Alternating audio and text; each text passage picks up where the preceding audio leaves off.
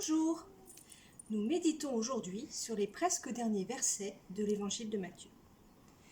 Les femmes viennent d'apprendre la résurrection du Christ par un ange qui leur demande d'aller annoncer la nouvelle aux disciples. Elles s'exécutent immédiatement dans un bel élan et en chemin rencontrent le Christ. Elles sont, nous dit le texte, remplies à la fois de crainte et d'une grande joie. Jésus, comme l'ange, les nous invite à ne plus avoir peur, un appel à la confiance. Soyez sans crainte.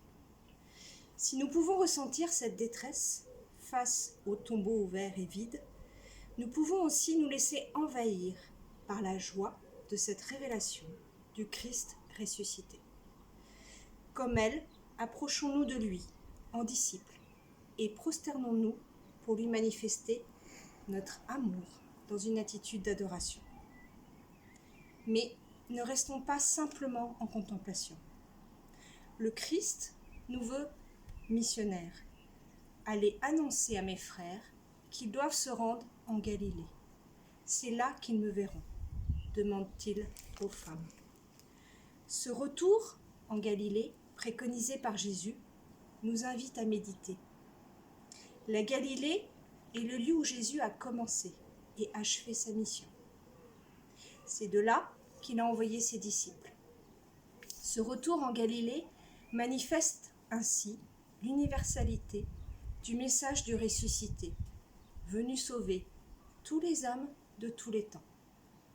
C'est également en Galilée que les disciples le trouveront, lorsqu'ils seront de retour dans leur vie ordinaire. Nous aussi, c'est dans notre vie ordinaire que nous rencontrons le Christ.